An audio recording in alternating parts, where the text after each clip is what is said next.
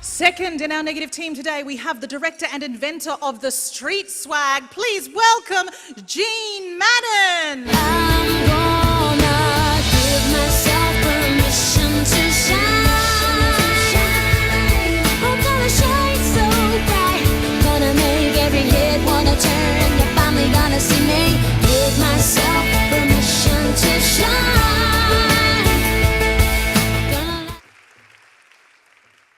Hello. Thanks for having me. It's a big crowd. I'll be here for another 6 minutes. Did I miss something? Honestly, when I read the thing of what the debate's about, what is it? Can we have it on the screen? Is that too hard? Has someone got it on a menu? What does it say? That you need to be an iron lady to make a mark. Yeah, not iron fortitude, not iron will. It is a debate, it is a competition. I don't think you can actually change the competition so you win. Iron the metal has more characteristics than just strength. It is inflexible and cold. But to be an iron lady is a stereotype, and therefore a way to enslave and shackle us. To be cast in irons, so to speak. Well, this genie is casting off the irons. Oh, it's not as hard as I thought. It's good to be free. Can I at least get a clap for that? Come on. That was a well planned out gag. Women don't have to deny their womanhood to be leaders. In Neolithic times, and frequently seen in Indigenous communities around the world, women played a much bigger leadership role in society. For about 1,000 generations, men were the big hunters. Biologically, they have superior strength and are more confrontational. It was their role in the primitive community to go out and hunt the big kill. Men would be away for long periods of time tracking and hunting big game, and so their return would be celebrated. There would be feasting, procreating. This was a major ego trip. But then they'd be gone again, leaving the women to run the group, their daily governance, law, medicine, and trade economics. It is commonly regarded that women were the gatherers and brought in the smaller meats. With the men away for long periods of undefined time, and let's face it, if you've fought a mammoth, you may not make it back at all. This is how the women and children lived day to day. There is also much evidence now to show the women of prehistoric times were highly skilled in textiles and weaving, which helps with hunting and gathering. Even the stone figurine, the Venus of Willendorf, you may know, a little stone, very curvy, fairly curvy.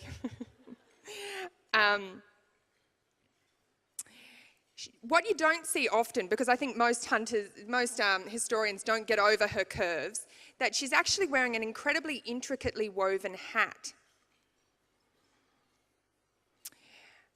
These discoveries gave way to the theory that the women of these times must have been involved in trade, which was done in the absence of men. With the job of nurturing and knowledge of plants and the earth, it is undisputed that healthcare in early times was the job of women. With the men largely absent, order and governance was maintained by these strong, capable, and nurturing women. There is plenty of evidence of ancient societies where women held greater power in many societies today than they do today. For example, Jean Michael's studies of Celtic societies show that the power of women was reflected not only in myth and legend, but in legal codes pertaining to marriage, divorce, property ownership, and the right to rule. I actually got that out of Wikipedia. It wasn't until farming that all these highly skilled women's jobs became professionalised. In my opinion, with urbanisation, the women needed to find a way to keep their husbands busy. and still keep their testosterone-driven egos intact. Sorry, gents, you did come to a women's lunch. Also, things had become more stabilised. No longer did one bad decision necessitate death.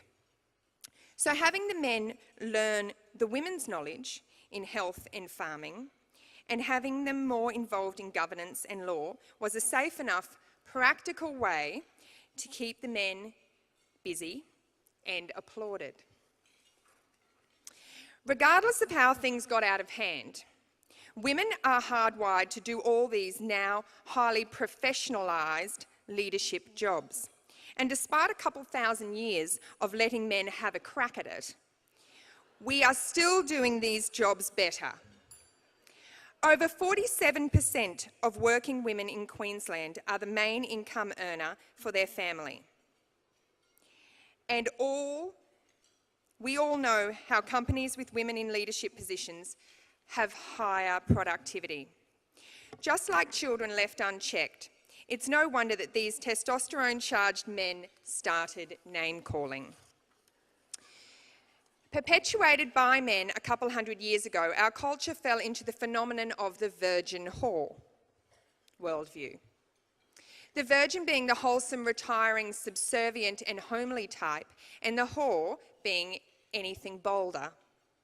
How often have we heard it expressed that if a feminine woman gets an impressive job, she must have slept her way there? The only other conforming conclusion is that she is no longer feminine. She has betrayed the fold and become more like a man, an iron lady.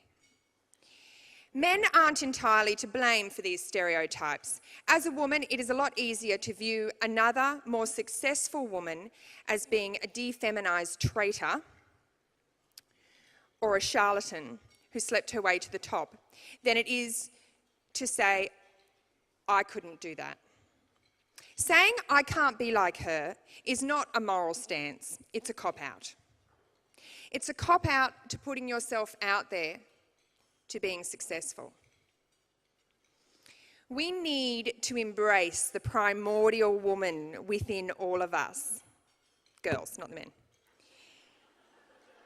With all her fabulousness and creativity and wisdom and capability, we need to cast off the shackles of these stereotypes, the irons that inhibit us, and give ourselves permission. I'm mucking up the tagline. Let's give ourselves permission to shine once more. Thank you.